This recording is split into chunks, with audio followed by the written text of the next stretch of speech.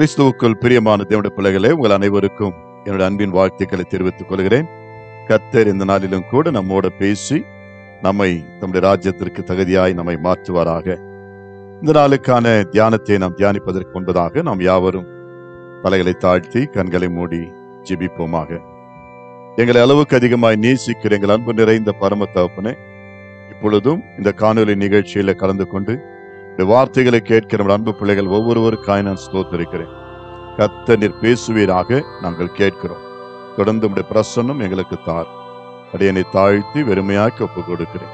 இயேசு கிறிஸ்துவின் நாமத்தில் இந்த ஜெபத்தை ஏறெடுக்கிறேன், ஜீவனுள்ள நல்ல பிதாவே, ஆமென்.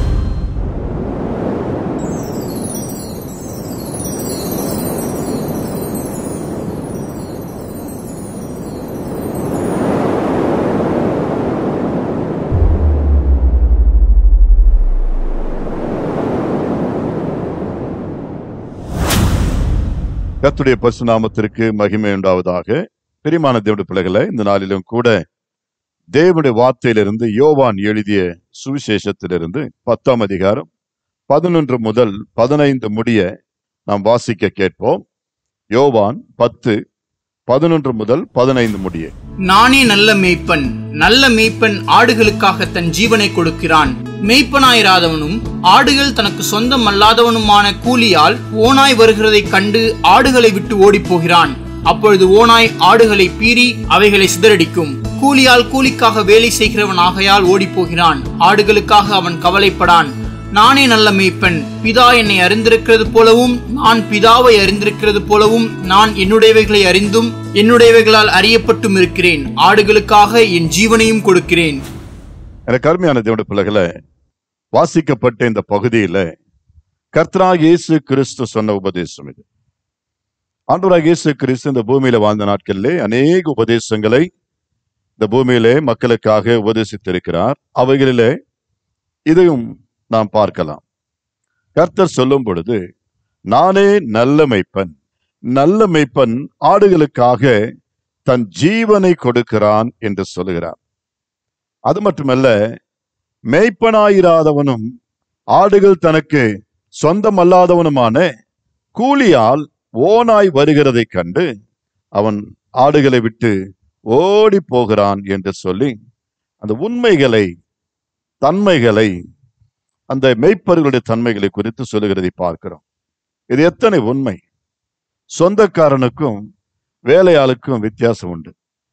சொந்தக்காரன், ஆமென், ஹல்லேலூயா, கூலிக்கு வேலை செய்கிறவனும் சொந்தமாக ஒரு நிலத்தையோ ஒரு பொருளையோ வாங்கி பயன்படுத்துகிறவனுக்கும் வித்தியாசம் உண்டு. எனக்கு அருமையான தேவனுடைய பிள்ளைகளை, கர்த்தர் சொல்லுகிறார், நான் ஒரு நல்ல மேய்ப்பன். ஏன்? நான் என் ஆடுகளுக்காக என் ஜீவனையே கொடுப்பேன் என்று சொல்லுகிறார். நல்ல மேய்ப்பன் பொதுவாகவே தன்னுடைய ஆடுகளுக்காக ஜீவனை கொடுப்பார்.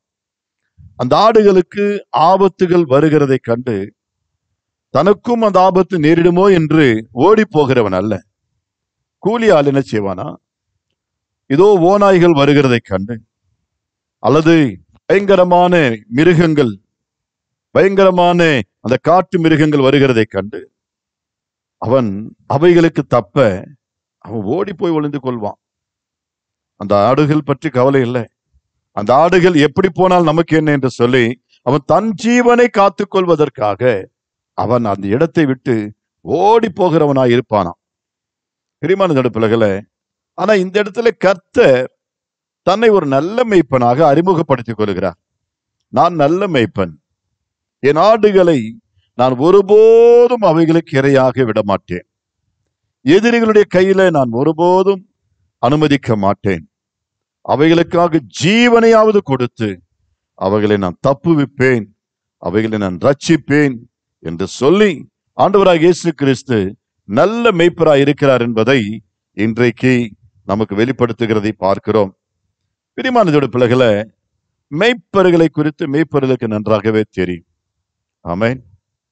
ஒரு மேய்ப்பனை குறித்து அந்த அர்த்தம் மேய்ப்பனுக்கு தெரியும்.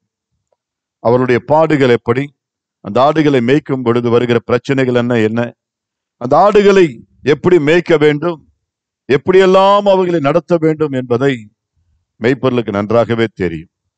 ஆம், எனக்கு அருமையான தேவன பிள்ளைகளை, வேதத்துல ஒரு பெரிய மனிதனாய் காணப்பட்டாலும் கூட, ஒரு பெரிய தேவ மனிதனாய் காணப்பட்டாலும் கூட, தன்னுடைய இளம் வயதிலே ஆடு மேய்க்கிறவனாக இருந்த தாவீது என்கின்ற ஒரு தாசனை குறித்து நாம் பார்க்கும் பொழுது, அவர் தன்னுடைய சாட்சியை பகிர்ந்து கொள்கிறார். தாவீது ஆடு மேய்க்கிறவர். அப்படியாய் மேய்த்து கொண்டிருந்த நேரங்களிலே ஒரு பொல்லாத மிருகங்கள், பயங்கரமான மிருகங்கள், காட்டு மிருகங்கள் அந்த ஆடுகளுக்குள்ள நுழைந்ததாக அவர் சாட்சி கொடுக்கிறார். எப்பொழுது இந்த சாட்சி கொடுக்கிறார் என்று சொன்னால், ஒரு முறை தேவ பிள்ளைகளாகிய இஸ்ரவேலருக்கும் எதிரிகளாகிய பெலிஸ்தியருக்கும் ஒரு யுத்தம் நடந்து கொண்டிருந்தது. அந்த நேரத்தில் இஸ்ரவேல் ஜனங்கள் அந்த பெலிஸ்தியர்களுக்கு எதிரிகளுக்கு பயந்து, அந்த பெலிஸ்தியர்களுக்குள்ளே இருக்கின்ற பயங்கரமான அரக்கனாய் நின்று கொண்டிருந்த அந்த கோலியாத்திற்கு பயந்து ஒருவரும் அவனோடு கூட எதிர்த்து நிற்க முடியாமல், போரிட முடியாமல் அஞ்சி கொண்டிருந்த வேளையில, ஈவன் அவருடைய ராஜாவாகிய சவுலும் கூட இஸ்ரவேலருக்கு பக்கபலமாய் துணையாய் அல்லது காக்க வேண்டிய அந்த அரசன் கூட பயந்தவனாய் நின்று ஆமென் பின்வாங்கி கொண்டிருந்த வேளையில, அந்த தாவீது என்கின்ற ஆடு மேய்க்கிறவர் எதேச்சாக அந்த பகுதியில் வருகிறதை பார்க்கிறோம். இந்த காரியங்கள் எல்லாம் பார்க்கும் பொழுது தாவீதுக்குள்ள ஒரு வைராக்கியம் காணப்பட்டது. தன்னுடைய சகோதரர்கள் எல்லோரும் கூட அந்த இஸ்ரவேல் சார்பாக படைகளில் நிற்கிறார்கள். ஆனால் இவர் ஒருபோதும் படையில பயிற்சி பெற்றவன் அல்ல. ஆடு மேய்க்கிறவனே தவிர வேறு ஒன்றும் அவருக்கு தெரியாது. ஆனாலும் அந்த காட்சிகளை பார்த்தவுடனே அந்த சவுலிடத்துல போடி, இஸ்ரவேலின் ராஜாவாகிய சவுலிடத்திற்கு சென்று அவரிடத்துல கேட்கிறார், நான் அந்த அரக்கனை கொல்லட்டுமா, நான் அந்த பெலிஸ்தனை கொல்லட்டுமா, நான் அவனை வீழ்த்தட்டுமா என்று சொல்லும் பொழுது ஒரு சிறு பையனாகிய நின்னார்கள். அவருடைய சகோதரர்களும் கூட, அந்த மூத்த சகோதரர்கள் கூட அந்த தண்டில இருக்கிறார்கள். இஸ்ரவேலருடைய இராணுவத்தில் இருக்கிறார்கள். அவர்களும் அவனை ஒரு பொடியனாக, ஒரு அற்பமான மகனாக எண்ணி, தம்பியாக எண்ணி அவனை விட்டு ஓடும்படியாக, தன்னுடைய வீட்டுக்கு செல்லும்படியாய் அதட்டுகிறதை பார்க்கிறோம். ஆனால் தாவீதோ தனக்குள்ள இருக்கிற அந்த ஆவிக்குரிய வைராக்கியத்தினாலே, தன் தேவனாகிய கர்த்தர் மேல் கொண்டிருந்த வைராக்கியத்தினாலே இந்த ராஜாவிடத்துல கெஞ்சி கேட்கிறார், எனக்கு ஒரு வாய்ப்பை கொடுத்தால், எனக்கு அனுமதி கொடுத்தால் நான் போய் அவனை கொன்று குவித்து விடுவேன் என்று சொல்லி கெஞ்சுகிறார். நீ எதை கொண்டு அந்த அரசனை அல்லது அந்த அரக்கனை நீ கொன்று விடுவாய் என்று சொல்லி கேட்கும் பொழுது, அதுதான் நம்ம இங்க வாசிக்கிறோம். வாசிங்கள் 1 சாமுவேலின் புஸ்தகத்துல 17ஆம் அதிகாரம் 34ஆம் வசனத்திலிருந்து 37 முடிய அவருடைய சாட்சியை, அனுபவத்தை சொல்லுகிறார். ஆடுகளை மேய்க்கும் பொழுது நடந்த சம்பவத்தை குறித்து சொல்லுகிறார். வாசிப்போம். தாவீது சவுலை பார்த்து, உம்முடைய அடியான் என் தகப்பனுடைய ஆடுகளை மேய்த்துக் கொண்டிருக்கும் போது ஒரு விசை ஒரு சிங்கமும் ஒரு விசை ஒரு கரடியும் வந்து மந்தையில் இருக்கிற ஒரு ஆட்டை பிடித்துக் கொண்டது. நான் அதை தொடர்ந்து போய் அதை அடித்து அதை அதன் வாய்க்கு தப்புவித்தேன். அது என் மேல் பாய்ந்த போது நான் அதன் தாடியை பிடித்து அதை அடித்து கொன்று போட்டேன். அந்த சிங்கத்தையும் அந்த கரடியையும் உம்முடைய அடியானாகிய நான் கொன்றேன். விருத்த சேதனமில்லாத இந்த பெலிஸ்தனும் அவைகளில் ஒன்றை போல இருப்பான். அவன் ஜீவனுள்ள தேவனுடைய சேனைகள் நிந்தித்தானே என்றான். பின்னும் தாவீது, என்னை சிங்கத்தின் கைக்கும் கரடியின் கைக்கும் தப்புவித்த கர்த்தர் இந்த பெலிஸ்தனுடைய கைக்கும் தப்புவிப்பார் என்றான். அப்பொழுது சவுல் தாவீதை பார்த்து, போ, கர்த்தர் உன்னுடனே இருப்பாராக என்றான். ஆமென், அல்லேலூயா. இந்த இடத்துல தாவீது சொல்லுகிறதை பார்க்கிறோம். தாவீது அந்த ராஜாவாகிய சவுலை பார்த்து, உம்முடைய அடியேன் இந்த என் தகப்பனுடைய ஆடுகளை நான் மேய்த்து கொண்டிருந்த பொழுது ஒரு விசை ஒரு சிங்கமும் ஒரு விசை ஒரு கரடியும் வந்தது என்று சொல்லுகிறார். பாருங்கள், பயங்கரமான மிருகங்கள் காடுகள்ல ஒரு விசை சிங்கமும் ஒரு விசை கரடியும் வந்தது. அவைகள் என்னுடைய மந்தைக்குள் நுழைந்து ஒரு ஆட்டை பிடித்து கொண்டு ஓடிக்கொண்டிருக்கிறதை நான் பார்த்தேன். நான் அதை தொடர்ந்து போய் அதை பிடித்து அதன் வாய்க்கு நான் என்ன பண்ணிருக்கேன், தப்புவிச்சேன். அதனுடைய வாயில் இருந்த என்னுடைய ஆட்டை நான் பாய்ந்து சென்று அதை தப்புவிச்சேன். அதை நான் காப்பாற்றினேன். அவைகளுடைய தாடிகளை நான் பிடுங்கினேன் என்று சொல்லுகிறதை பார்க்கிறோம். அதை அடித்து கொன்று போட்டேன் என்று சொல்லுகிறார். பாருங்க பிரியமான பிள்ளைகளே, பயங்கரமான மிருகங்களை ஒரு அசால்ட்டாக, சிம்பிளாக அவைகளை கொன்று விட்டேன் என்று சொல்லுகிறார். சொல்லும் பொழுது அந்த சிங்கத்தையும் அந்த கரடையும் உங்கள் அடியானாகிய நான் கொன்றேன் என்று சொன்னால், இந்த பிலிஸ்தியன், அதாவது விருத்த சேதனம் இல்லாத இந்த பிலிஸ்தனும் அவன் எம்மாத்திரம் எவனும் அவைகளில் ஒன்றானவனை போல எனக்கு தெரிகிறது என்று சொல்லி கர்த்தருடைய நாமத்திலே உற்சாகமாய் சொல்லுகிறதை பார்க்கிறோம். ஆமென். எனக்கு அருமையான தேவனுடைய பிள்ளைகளே, எனக்கு வாய்ப்பு கொடுங்க, நான் அவனை கொன்று விடுவேன். எனக்கு அருமையான தேவனுடைய பிள்ளைகளே, தாவீது தன்னுடைய ஆடுகளை மேய்த்துக் கொண்டிருந்த பொழுது பேர்பட்ட மிருகங்களுக்கு ஆமென் அவைகளை தப்புவிக்கிறவராயிருந்தார். ஐயோ சிங்கம் வருகிறது, ஐயோ கரடி வருகிறது என்று சொல்லி அவைகளை விட்டு, நீ எத்தனை ஆடுகளாம் சாப்பிட்டுட்டு போ, எத்தனை ஆடுகளாம் கடிச்சிட்டு போ, ஆனா என்ன உயிர் விடு என்று சொல்லி, என் ஆளை விடு என்று சொல்லி அந்த இடத்தை விட்டு தப்பித்து விட்டு ஓடாமல் நின்று அவைகளை கிழித்து கொன்று விடுகிறதை பார்க்கிறோம். பிரியமான பிள்ளைகளை, சாதாரணமான உலக பிரகாரமான பொல்லாதவனாகிய ஒரு மனிதனாகிய தாவீதே தன்னுடைய ஆடுகளை இவ்வளவாய் ஜீவனை கொடுத்து காக்கிறது உண்மையானால், என் ஆண்டவராகிய இயேசு கிறிஸ்து தன்மை குறித்து சொல்லும் பொழுது, நான் என் ஆடுகளுக்காக ஜீவனை கொடுப்பேன், என் ஆடுகளை ஒருபோதும் எதிரிகளுடைய கையிலே நான் ஒருபோதும் விட்டுவிட மாட்டேன், அவருடைய பற்களுக்கு இரையாக விட மாட்டேன், அவைகளுக்கு நான் ஜீவனை கொடுத்து அவைகளை ரட்சிக்கவும் காக்கவும் நான் இருக்கிறேன் என்று சொல்லி இந்த வசனங்களை நமக்கு வெளிப்படுத்துகிறதை பார்க்கிறோம். ஆம் பிரியமான பிள்ளைகளே, நம்முடைய தேவனாகிய கர்த்தர் மனிதனை விட நம்ம மேல் அதிக அன்பாய் கொண்டுள்ளவராய் காணப்படுகிறார். நம்முடைய ஆத்துமாவை காப்பதிலே, நம்முடைய ஆத்துமாவை ரட்சிப்பதிலே அவர் மிகவும் ஆவலுள்ளவராய் காணப்படுகிறார். எல்லா ஆத்துமாக்களும் அவருடையது, நாம் எல்லோரும் அவருக்குரியவர்கள். அவர் நம்மை தம்முடைய கரங்களினாலே படைத்தார், அவருடைய சாயலாக படைத்தார். ஒருவனும் கெட்டு போவது எனக்கு சித்தம் அல்ல என்று சொன்ன தேவன் நாம் எல்லோரும் ரட்சிக்கப்பட வேண்டும், காக்கப்பட வேண்டும். பிசாசாகிய அந்த பொல்லாத சிங்கத்தினுடைய வாய்க்கு இரையாகாதபடிக்கு நம்மை காக்க வேண்டும் என்பதற்காக அவர் தம்மையே சிலுவையிலே பலியாய் கொடுத்து நம்முடைய ஜீவனை கொடுத்து இன்றைக்கு நம்மை மீட்டெடுத்திருக்கிறார். பிரியமான தேவனுடைய பிள்ளைகளே, வேதத்தில் நாம் வாசிக்கிறோம் தேவன் எப்படி நம்மை காக்கிறார் என்று சொன்னால், ஏசாயா தீர்க்கதரிசன புஸ்தகத்திலே 31ஆம் அதிகாரம் 5வது வசனத்திலே வேதம் இப்படி சொல்லுகிறது. கர்த்தர் எப்படி தம்முடைய ஜனங்களை காத்து கொண்டிருக்கிறார் என்பதை வாசிப்போம். ஏசாயா 31ஆம் அதிகாரம் 5வது வசனம். காக்கிற பட்சிகளைப் போல சேனைகளின் கர்த்தர் எருசலேமின் மேல் ஆதரவாக இருப்பார், அவர் அதை காத்து தப்ப பண்ணுவார், அவர் கடந்து வந்து அதை விடுவிப்பார். ஆமென், ஹல்லேலூயா. எப்படி கர்த்தர் தம்முடைய ஜனங்களை ரட்சிக்கிறார் அல்லது காப்பாற்றுகிறார் என்று சொல்லும் பொழுது, பறந்து காக்கின்ற ஒரு பட்சியை போல, பட்சிகளைப் போல சேனைகளின் கர்த்தர் நமக்கு ஆதரவாய் இருக்கிறார், நம்மை பாதுகாக்கிறவராய் இருக்கிறார், நம்மை தப்புவிக்கிறவராய் இருக்கிறார். ஒரு பறவை தன் குஞ்சுகளை எப்படியெல்லாம் பறந்து பறந்து கண்ணோக்கமாயிருந்து அவரை பாதுகாத்து கொண்டிருக்கிறதோ, அதே போல தேவன், நம்முடைய தேவன், நாம் ஆராதிக்கிற கர்த்தரும், கர்த்தருடைய வேதம் சொல்லுகிறபடி கர்த்தர் அவர்களை தப்பு பண்ணுகிறவராய் இருக்கிறார். எல்லா இக்கட்டுகளுக்கும், எல்லா நாச மோசங்களுக்கும், எல்லா எதிரிகளின் கையுக்கும் அவன் நம்மை தப்புவிக்க வல்லவராய் இருக்கிறார். தேவன் தம்முடைய ஜனத்தை விடுவிப்பாராம்.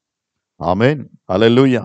கர்த்தர் நம்மை ஒருபோதும் கைவிடுகிற தெய்வம் அல்ல, நம்மை காக்கின்ற தெய்வமாய் இருக்கிறார். ஆம் பிரியமான தேவனுடைய பிள்ளைகளே, ஒரு முறை அருமையான தேவதாசனாகிய எரேமியாவை பார்த்து கர்த்தர் சொல்லும் பொழுது வாசிப்போம். எரேமியாவின் புஸ்தகத்துல 1ஆம் அதிகாரம் 8வது வசனத்தில், எரேமியாவின் புஸ்தகம் 1ஆம் அதிகாரம் 8வது வசனம். நீ அவர்களுக்கு பயப்பட வேண்டாம், உன்னை காக்கும்படிக்கு நான் உன்னுடனே இருக்கிறேன் என்று கர்த்தர் சொல்லி. கர்த்தர் எரேமியா என்கின்ற தேவ மனுஷனை தம்முடைய ஊழியத்திற்கு அனுப்பும் பொழுது அவர் சொல்லி ஆமென் செல்ல வேண்டிய ஊரை குறித்து பேசும் பொழுது, அந்த ஊரை குறித்து தான் அச்சம். ஏதோ இந்த ஊழியத்திலே அல்லது அந்த நகரத்திலே எனக்கு எதிர்ப்புகள் இருக்குமே, என்னை கொன்று விடுவார்களே, எனக்கு பலவிதமான தாக்கங்கள் இருக்குமே என்று சொல்லி அச்சத்தோடு இருந்து கொண்டு வரலே. கர்த்தர் சொன்ன வார்த்தை, நீ அவர்களுக்கு பயப்பட வேண்டாம், உன்னை காக்கும்படிக்கு நான் உன்னுடன் கூட இருக்கிறேன் என்று சொல்லுகிறார். பாத்தீங்களா? தெய்வமே ஒரு மனுஷனுக்கு துணை நின்றால் இந்த உலகத்தில் இருக்கின்ற பணபலமோ படைபலமோ எந்த பலமோ நமக்கு விரோதமாய் எழும்ப முடியாது. நமக்கு விரோதமான காரியங்களை செய்ய முடியாது. ஏனென்றால் கர்த்தர் நம் பட்சத்தில் இருக்கிறார். வேதம் சொல்லுகிறபடி கர்த்தர் என் பட்சத்தில் இருக்கிறார், எனக்கு விரோதமாயிருப்பவன் யார்? எனக்கு அருமையான தேவனுடைய பிள்ளைகளே, கர்த்தர் உன் பக்கத்தில் இருக்கும் பொழுது, கர்த்தர் உன் மேல் பறந்து காக்கிற பட்சியா இருக்கும் பொழுது, ஆமென், தேவன் நம்மை எல்லா தீங்குக்கும் தீமைகளுக்கும் விலக்கி காக்கிறவராக இருக்கிறார். என் ஆடுகளை ஒருபோதும் எதிரிகளுடைய பற்களுக்கு இரையாக விடமாட்டேன். நல்ல மேய்ப்பன் விடமாட்டார் என்று சொல்லுகிறார். நானே நல்ல மேய்ப்பன். கர்த்தர் தம்மை அறிமுகப்படுத்துகிறார். நம்முடைய தேவன் நம்மை காக்கின்ற மேய்ப்பராக இருக்கிறார். இரண்டாவதாக நாம் பார்க்கும் பொழுது யோவான் 10ஆம் அதிகாரம் 9வது வசனத்தை வாசிப்போம். யோவான் 10ஆம் அதிகாரம் 9வது வசனம். நானே வாசல், என் வழியாய் ஒருவன் உட்பிரவேசித்தால் அவன் ரட்சிக்கப்படுவான், அவன் உள்ளும் புறம்பும் சென்று மேய்ச்சலை கண்டடைவான். ஆமென். ஆண்டவர் சொல்கிறாரு, நானே வாசல், என் வழியாய் ஒருவன் உட்பிரவேசித்தால் அவன் ரட்சிக்கப்படுவான், அவன் உள்ளும் புறம்பும் சென்று மேய்ச்சலை கண்டடைவான். ஆம், என் ஆண்டவர் தம்முடைய ஆடுகளை மேய்ச்சலை காண செய்கிற தேவன். தம்முடைய ஆடுகளை சரியாய் பராமரிக்கிற தேவன். தம்முடைய ஆடுகளை பட்டினியாய் போடுகிறவர் அல்ல. அவைகளை வெறுமையாக அனுப்புகிற தேவன் அல்ல. அநேக இடங்களில் கர்த்தர் தம்முடைய ஜனங்களுக்காக அவர் பரிதவிக்கிற தெய்வமாக, அவர்கள் சோர்ந்து போவார்களே என்று அவர்களுக்கு உணவளித்த கர்த்தர். எனக்கு அருமையான தேவனுடைய பிள்ளைகளை, ஆமேன், கர்த்தர் தம்முடைய ஆடுகளை பசியாக பட்டினியாக ஆமேன் விட்டு விடுகிறவர் அல்ல. நம்முடைய தேவன் நமக்கு எப்படிப்பட்ட ஆசீர்வாதங்களை கொடுக்கிறார் தெரியுங்களா? தாவீது ஒரு மேய்ப்பனாக சொல்லுகிறார். வாசிப்போம் 23ஆம் சங்கீதம் முதல் 2 வசனங்களிலே. சங்கீதம் 23 2 வசனங்கள். கர்த்தர் என் மேய்ப்பராயிருக்கிறார், நான் தாழ்ச்சி அடையேன். அவர் என்னை புல்லுள்ள இடங்களில் மேய்த்து அமர்ந்த தண்ணீர்கள் அண்டையில் என்னை கொண்டு போய் விடுகிறார். ஆமென். அவருடைய அனுபவத்தை பேசுகிறதை பாருங்க. முதல்ல சிங்கத்திற்கும் கரடிக்கும் அவைகளை கொன்று என் ஆடுகளை காப்பாற்ற எனக்கு பலன் தந்த கர்த்தர். நானே இப்படி எல்லாம் என் ஆடுகளை காப்பாற்றினேன் என்றால் என் ஆண்டவர் மேய்ப்பராக என்னை காப்பாற்ற மாட்டாரா? நம்மை காப்பாற்ற மாட்டாரா என்று சொல்லுகிறார். இரண்டாவதாக, கர்த்தர் தம்முடைய பிள்ளைகளை, ஆடுகளை நல்ல உள்ளும் புறம்பும் மேய்ச்சலை காணும்படி செய்கிற தேவன். ஆகவேதான் கர்த்தர் சொல்றார், கர்த்தரை எனக்கு மேய்ப்பராய் நான் கொண்டிருக்கிறேன். கர்த்தர் என் மேய்ப்பராய் இருக்கிறார், நான் தாழ்ச்சி அடையேன். அவர் என்னை புல்லுள்ள இடங்களிலே மேய்த்து அமர்ந்த தண்ணீர் அண்டையில என்னை கொண்டு போய் விடுவார். புல்லுள்ள இடங்களிலே, தேவன் பசுமையான இடங்களிலே தம்முடைய ஆடுகளை அவர் மேய்க்கின்ற மேய்ப்பராய் இருக்கிறார். ஏதோ புல்ல காட்டிட்டு காய்ந்து போன இடங்கள்ல கொண்டு போய் ஏனோ தானமாக அவைகளை மேய்க்கிறவர் அல்ல, அவைகளை போஷிக்கிறவர் அல்ல. ஆம், தண்ணீர் இல்லாத இடங்களுக்கு கொண்டு போய், வெறுமையான காடுகளில் கொண்டு போய் சும்மா அவைகளை மேய்த்தேன் என்று ஒரு கடமைக்கென்று, ஒரு கடமையாக தம்முடைய ஆடுகளை மேய்க்கிறவர் அல்ல. ஏனென்றால் அவர் கூலிக்கு வேலை செய்கிறவர் அல்ல, அவர் கூலிக்காரரை போல் அல்ல. ஆமேன், சொந்தக்காரராக, ஆமேன், ஆடுகளுக்கு சொந்தக்காரராக அவர் மேய்க்கிறதை பார்க்கிறோம். ஆம் பிரியமானதோட பிள்ளைகளை, நாம் எல்லோரும் அவருக்கு சொந்தமானவர்கள், அவருக்கு சொந்த ஜனமாய் இருக்கிறோம். பிரியமானதோட பிள்ளைகளை, ஆம், ஒருபோது நம்மை பசியாய் பட்டினியாய் அவர் விடவே மாட்டார். கர்த்தரை தெய்வமாய் கொண்ட ஜனம் பாக்கியம் உள்ளது. வேதத்துல வாசிக்கும் பொழுது, ஆம், கர்த்தர் தம்முடைய ஆடுகளை புல்லுள்ள இடங்களிலும் அமர்ந்த தண்ணீர் அண்டையிலும் கொண்டு போய் விடுகிறார் என்று சொல்லப்பட்டிருக்கிறது. பிரியமானதோட பிள்ளைகளை, செழிப்பான இடங்களிலே, பசுமையான இடங்களிலே தம்முடைய ஆடுகளை அவர் மேய்க்கிறார். கர்த்தர் தம்முடைய ஆடுகளை எப்படி பராமரிக்கிறார் என்பதை நாம் இந்த வசனங்கள்ல பார்க்கிறோம். இதை குறித்து இன்னும் எசேக்கியேல் 34ஆம் அதிகாரம் 11 முதல் 14 வசனங்களை வாசிக்கும் பொழுது அந்த மேய்ப்பர் எப்படியெல்லாம் ஆடுகளை பராமரிக்கிறார் என்கிற காரியங்களை நாம் இந்த வசனங்கள்ல பார்க்கலாம். எடுத்தவர்கள் வாசிக்கலாம். எசேக்கியேல் 34ஆம் அதிகாரம் 11வது வசனத்திலிருந்து. கர்த்தராகிய ஆண்டவர் சொல்லுகிறது என்னவென்றால், இதோ நானே என் ஆடுகளை விசாரித்து அவர்களை தேடி பார்ப்பேன். ஒரு மேய்ப்பன் சிதறுண்ட தன் ஆடுகளின் நடுவே இருக்கிற நாளில் தன் மந்தையை தேடிக்கொண்டிருக்கிறது போல நான் என் ஆடுகளை தேடி மப்பும் மந்தாரமான நாளிலே அவைகள் சிதறுண்டு போன எல்லா இடங்களிலும் இருந்து அவைகளை தப்பி வர பண்ணி, அவைகளை ஜனங்களிடத்திலிருந்து புறப்படவும் தேசங்களிலிருந்து சேரவும் பண்ணி, அவைகளுடைய சுய தேசத்திலே அவைகளை கொண்டு வந்து இஸ்ரவேல் மலைகளின் மேல் ஆறுகள் அண்டையில் தேசத்தின் சகல வாசஸ்தலங்களிலும் அவைகளை மேய்ப்பேன். அவைகளை நல்ல மேய்ச்சலிலே மேய்ப்பேன். இஸ்ரவேலுடைய உயர்ந்த மலைகளில் அவைகளுடைய தொழுவம் இருக்கும். அங்கே அவைகள் நல்ல தொழுவத்தில் படுத்துக்கொள்ளும். இஸ்ரவேலின் மலைகளின் மேல் நல்ல மேய்ச்சலை மேயும். ஆமென். ஹல்லேலூயா. பிரியமான பிள்ளைகளே, கர்த்தராகிய ஆண்டவர் சொல்லுகிறார், இதோ நானே என் ஆடுகளை விசாரித்து அவைகளை ஆமென் எல்லா இடங்களிலே என்ன செய்வாரா? அவைகளை தேடி அவர்களை பார்த்து அவர்களை மேய்ப்பேன் என்று சொல்லுகிறார். கர்த்தர் அந்த ஆடுகளை தேடுவாராம். மப்பும் அந்தாரமான நேரங்களிலே அவைகளை சிதறண்டு போன பகுதிகளில் இருந்தும் அவைகளை கூட்டி சேர்க்கிற தேவன், அவைகளை தப்புவிக்கிற தேவனாயிருக்கிறார். பாருங்க, அவைகளை ஜனங்களிடத்திலிருந்து புறப்படவும் தேசங்களில் இருந்து ஆமென் சேரவும் பண்ணி, ஆமென் அவைகளுடைய சுய தேசத்திலே அவைகளை கொண்டு வந்து, கர்த்தருடைய பிள்ளைகளே, வேதம் சொல்லுகிறது, இஸ்ரவேல் மலைகளின் மேலும் ஆறுகள் அண்டையிலும் ஆமென் தேசத்தின் சகல வாசஸ்தலங்களிலும் அவைகளை மேய்ப்பேன். என் ஆண்டவர் போஷிக்கிற அந்த ஆடுகளை எவ்வளவு கேர் எடுத்து எவ்வளவு அழகா மெயின்டைன் பண்ணி, அவைகளுக்கு வேண்டிய எல்லா உணவு, அவைகளுக்கு வேண்டிய தாகத்துக்கு தண்ணீர் எல்லாம் இருக்கக்கூடிய இடங்களிலே அவைகளை செழிப்பான இடங்களிலே நடத்தி கொண்டிருக்கிறதை பார்க்கிறோம்.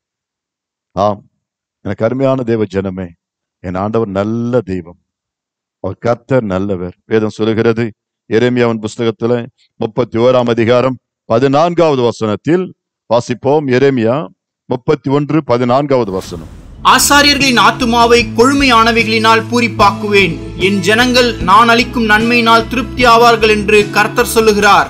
ஆமென். ஹல்லேலூயா. எனக்கு அருமையான தேவ பிள்ளைகளே, ஆசாரியர்களின் ஆத்துமாவை, அதாவது கர்த்தருக்கு ஊழியம் செய்கிற, திருப்பணி செய்து கொண்டிருக்கிற தேவ ஊழியர்களை கொழுப்பினாலே ஆமென் அவர்களை திருப்தி ஆக்குகிற தேவன், பூரிப்பாக்குகிற தேவனா, மகிழ்விக்கிற தேவன் அப்படின்ற சிறப்பான பதார்த்தங்களை கொண்டு அவர்களை ஆசீர்வதிக்கிற தேவனா இருக்கிறார்.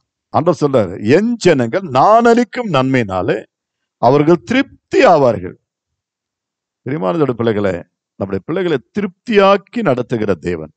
அறகுறையாக அவர்களுக்கு ஏதோ கொடுத்தோம், புசித்தார்களா இல்லையா, ஓடு நேரம் ஆயிற்று என்று அப்படியெல்லாம் நம்மை துரிதமாக சரியாய் புசிக்க விடாமல், தண்ணீர் குடிக்க விடாமல், வாழ்க்கையிலே திருப்தியான காரியங்கள் பெற்றுக்கொள்ளாதபடிக்கு அறகுறையாக நம்மை நடத்துகிறவர் அல்ல.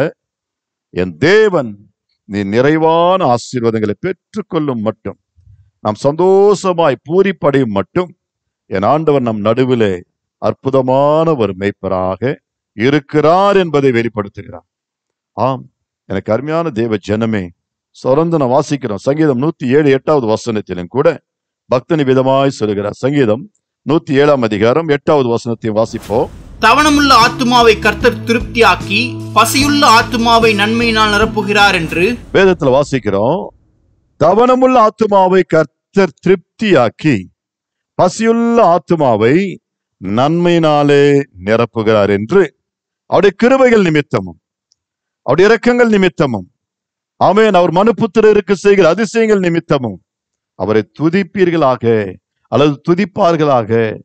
ஆம், எனக்கு அருமையான தேவ ஜனமே, தேவன் தவணமுள்ள ஆத்துமாக்களை அவர் திருப்தியாக்குகிற தேவன், பசியுள்ளவர்களை தேவன் திருப்தியாக்குகிற தேவன். என் ஆண்டவர் ஒருபோதும் நம்மை பட்டினியாய் விடுகிற தேவன் அல்ல. நாம் அவருடைய ஆடுகளாய் இருக்கும் பொழுது நம்மை விட பாக்கியவான்கள் வேறு யாராய் இருக்க முடியாது. தேவன் தம்முடையவர்களை ஒருபோதும் பசியாய் பட்டினியாய் ஆமேன் விடவே மாட்டார். நீதிமானை குறித்து வாசிக்கும் பொழுது அவன் ஒரு நாளும் பட்டினியாய் இருந்ததை நான் காணவில்லை என்று பக்தன் சொல்கிறார். நம்முடைய ஜனத்தை ஒருபோதும் அவர் பட்டினியாக இருக்க விட மாட்டார். எனக்கு அருமையான தேவ ஜனமே, கர்த்தரை தெய்வமாய் கொண்டிருக்கிற நாம் எவ்வளவு பாக்கியவான்கள். அதை குறித்து சங்கீதக்காரர் சொல்லும் பொழுது சங்கீதம் 33:12 வசனத்துல வாசிக்கிறோம். சங்கீதம் 33:12 வசனம். கர்த்தரை தங்களுக்கு தெய்வமாக கொண்ட ஜாதியும் அவர் தமக்கு சுதந்திரமாக தெரிந்து கொண்ட ஜனமும் பாக்கியம் உள்ளது. ஆமென். அருமையான தேவ ஜனமே, இந்த செய்தியை கேட்கின்ற நீங்களும் நானும் நாம் கர்த்தரை தெய்வமாய் கொண்டிருப்போமேயானால், கர்த்தரை மேய்ப்பராய் கொண்டிருப்போமேயானால் எவ்வளவு பாக்கியம் பெற்றவர்களாய் இருக்கிறோம். ஆம், கர்த்தரை தெய்வமாய் கொண்ட ஜனமும் அவர் தமக்கு சொந்தமாய் தெரிந்து கொண்ட ஜனமும் பாக்கியம் உள்ளது, பாக்கியம் உள்ளது. சோ பிளஸட் என்று சொல்லப்பட்டிருக்கிறது. நாம் எல்லோரும் பாக்கியவான்களாய் பாக்கியவதிகளாய் இருப்போம். ஏனென்றால் அவருடைய நடத்துதல் அதிசயம், அவர் நம்மை போஷிக்கிறது அதிசயம், அவர் நம்மை காப்பதும் அதிசயம். ஆமென். எனக்கு அருமையானதோட பிள்ளைகளே, இது வாயின் வார்த்தைகளிலே சொல்லக்கூடிய காரியங்கள் அல்ல. அனுபவிக்கும் பொழுது நம்முடைய வாழ்க்கையில கர்த்தரை குறித்து தானே அந்த மகா மேன்மையான காரியங்களை புரிந்து கொள்ள முடியும். வாசிக்கிறோம் 144 சங்கீதம் 15 வசனத்துல வேதம் சொல்லுகிறது. சங்கீதம் 144:15. இவ்விதமான சீரை பெற்ற ஜனம் பாக்கியம் உள்ளது, கர்த்தரை தெய்வமாக கொண்டிருக்கிற ஜனம் பாக்கியம் உள்ளது. ஆமென். ஹல்லேலூயா. ஆமென். எனக்கு அருமையான தேவனுடைய பிள்ளைகளே, இவ்விதமான சீரை பெற்ற ஜனம் பாக்கியம் உள்ளது. சீரை பெற்ற ஜனம் பாக்கியம் உள்ளது. நான் வெறும் 2 காரியங்கள் மாத்திரமே நான் சொல்லியிருக்கேன். கர்த்தர் காக்கிறவரும் கர்த்தர் போஷித்து பராமரிக்கிறவரும் என்பதை பற்றி தான் நாம் பார்த்தோம். ஒரு மேய்ப்பன் தன்னுடைய ஆடுகளை இன்னும் எப்படியெல்லாம் நடத்துகிறார் என்பது அநேக காரியங்கள் வேதத்துல வாசிக்கிறோம். அதை பார்க்கிலும் கர்த்தர் நம்மை அனுதினமும் நடத்த ஆமென் அவர் விருப்பம் உள்ளவராய் ஆமென் அவளோட கூட காத்து கொண்டிருக்கிறார். நாம் என்ன செய்ய வேண்டும்? அவருடைய ஆமென் ஆடுகளாய் கடந்து வர வேண்டும். இந்த நல்ல மேய்ப்பனுக்கு நம்மை ஆடுகளாய் அர்ப்பணிக்கும் பொழுது நம்மை அவர் நடத்துவார். நம்மேல் கண்ணை வைத்து ஆலோசனைகளை சொல்லி நம்மை நடத்துவார். வேதத்துல ஒரு முறை ஒரு சகோதரி, ரூத் என்ற சகோதரி, தன்னுடைய புருஷனை இழந்த பொழுது மாமனாரையும் இழந்து விட்டார், குடும்பத்தில சமாதானத்தை இழந்து விட்டார். அந்நிய ஸ்திரீயா இருந்தும் ஜீவனுள்ள தேவனை ஆராதிக்கின்ற தன்னுடைய மாமியாரோடு கூட இருந்த நாட்களிலே அந்த மாமியாரை எண்டிக் கொண்டு, ஆம், நான் உன் தெய்வத்தை தவிர உன் தேவனை தவிர வேற எதையும் இனி நான் வணங்கவும் மாட்டேன், கடந்து போய் அவைகளை ஆமென் தொழுது கொள்ளவும் மாட்டேன், என் ஜனங்களிடத்திற்கு போக மாட்டேன் என்று சொல்லி விடாப்பிடியா சொன்ன பொழுது கர்த்தர் அந்த மகளை ஆசீர்வதித்து மறுவாழ்வை தந்து ஆமென் அந்த மகளுடைய வாழ்க்கையை உயர்த்துகிறதை பார்க்கிறோம். என்ன நடக்கிறது? அந்த விதவை பெண்ணாகிய அந்த ரூத்துடைய வாழ்க்கையில தேவன் நேர்த்தியான ஒரு இடத்திற்கு கொண்டு செல்கிறார். ஒரு முறை போவாஸ் என்கின்ற தன்னுடைய உறவினருடைய அந்த வயலுக்கு கொண்டு செல்கிறதை பார்க்கிறோம். அந்த இடத்திலே தேவன் அந்த மகளை ஏதோ ஒரு வேலைக்காரியாக அல்ல, அந்த எஜமானுக்கு, அந்த வயலுக்கு எஜமானாயிருக்கிற அந்த மிகப்பெரிய மனிதனுக்கு மனைவியாகவே சேர கிருபை செய்கிறார். அதை குறித்து ரூத்தர் 2ஆம் அதிகாரம் 11-12 வசனங்கள்ல வாசித்து நாம் ஜெபிப்போமாக. அதற்கு போவாஸ் பிரதியுத்தரமாக, உன் புருஷன் மரணம் அடைந்த பின்பு நீ உன் மாமியாருக்கு செய்ததும், நீ உன் தகப்பனையும் உன் தாயையும் உன் ஜென்ம தேசத்தையும் விட்டு முன்னே நீ அறியாத ஜனத்தினிடத்தில் வந்ததும் எல்லாம் எனக்கு விவரமாய் தெரிவிக்கப்பட்டது. உன் செய்கைக்கு தக்க பலனை கர்த்தர் உனக்கு கட்டளையிடுவாராக. இஸ்ரவேலின் தேவனாகிய கர்த்தருடைய செட்டைகளின் கீழ் அடைக்கலமாய் வந்த உனக்கு அவராலே நிறைவான பலன் கிடைப்பதாக என்றான். ஆமென். பிரியமான தேவனுடைய பிள்ளைகளே, இஸ்ரவேலின் தேவனாகிய கர்த்தருடைய செட்டைகளின் கீழ், அந்த நல்ல மேய்ப்பனுக்கு கீழாக ஒரு ஆட்டை போல நீ வந்திருக்கிற. உன்னை ஆண்டவர் வெட்கப்படுத்தவே மாட்டார். உன் செய்கைக்கு உன் நம்பிக்கைக்கு ஏற்ற பலனை கர்த்தர் உனக்கு தந்தருளுவாராக என்று சொல்லி அங்கு ஆசீர்வதிக்கப்படுகிறதை பார்க்கிறோம். ஆம், கர்த்தர் நல்லவர் என்பதை ருசித்து பாருங்கள். அவர் மேல் நம்பிக்கையா இருக்கிற மனுஷன் பாக்கியவான். கர்த்தர் நல்ல மேய்ப்பன் அல்ல, நல்ல கர்த்தராய் காணப்படுகிறார். தேவன் தாமே இந்த நேரத்தில் இந்த செய்தி கேட்கிறேன், உங்களையும் அவருடைய ஆடுகளை போல ஏற்றுக்கொண்டு சகல ஆசீர்வாதங்களினாலும் கனத்தினாலும் ஆமென் மேன்மையினாலும் உங்களை நடத்துவாராக. ஜெபம் செய்வோம். எங்களை அதிகமாக நேசிக்கிற எங்கள் அன்பு நிறைந்த பரம தகப்பனே, இப்பொழுதும் இந்த செய்தியை கேட்ட உம்முடைய அன்பு பிள்ளைகளுக்காக நான் ஜெபிக்கிறேன். கர்த்தரை தெய்வமாய் கொண்ட ஜனமும், கர்த்தர் தமக்கு சொந்தமாய் தெரிந்து கொண்ட ஜனங்களும் பாக்கியவான்கள் என்று சொல்லப்பட்ட வார்த்தையின்படி நீர் நல்ல மேய்ப்பராய் இருக்கிறபடினால் நாங்கள் எல்லோரும் உம்முடைய கைக்குள்ளாக ஆடுகளைப் போல நாங்கள் இருக்க விரும்புகிறோம் சுவாமி. ஆண்டவரே, நம்முடைய ஆடுகள் பாக்கியமுள்ளவைகள் என்பதை நாங்கள் விசுவாசிக்கிறோம். ஏனென்றால் அவைகளை ஒருபோதும் நீர் எதிரிகளுடைய கைக்கு நீர் ஒப்பு கொடுக்கிறது இல்லை. உடைய ஜீவனை கொடுத்து அவைகளை தப்புவிக்கிற தெய்வமா இருக்கிறீர். அது மட்டுமல்ல, உடைய ஆடுகளை நீர் சரியான இடத்துல மேய்ச்சல்லே அவைகளை மேய பண்ணி அமர்ந்த தண்ணீர் அண்டைக்கு கொண்டு போய் நல்ல ஜலத்தினால் அவைகளை தாகம் தீர்க்கிறவராயிருக்கிறீர். இன்றைக்கும் ஆண்டவர் இந்த செய்தி கேட்கிற நம்முடைய பிள்ளைகளை கர்த்தர் தாமே பாதுகாத்து பராமரித்து ஆசீர்வதித்து உம்முடைய நாம மகிமைக்கென்று பயன்படுத்துவீராக. நாங்கள் உம்மை ஆண்டவரை எங்கள் மேய்ப்பராக ஏற்றுக்கொள்ளுகிறோம். நீர் எங்களை நடத்து. நாங்கள் உடைய கைகளுக்குள்ளான ஆடுகளாக எங்களை அர்ப்பணிக்கிறோம். இந்த செய்தியை கேட்ட பிள்ளைகளை யாவரையும் ஆசீர்வதியும். எங்கள் மீட்பரட்சிகரமாக இயேசுவின் நாமத்தில் இந்த ஜெபத்தை ஏறெடுக்கிறோம் எங்கள் அன்பு நிறைந்த பரமபிதாவே, ஆமென். God bless you. கர்த்தர் உங்களோடு கூட இருப்பாராக. ஆமென்.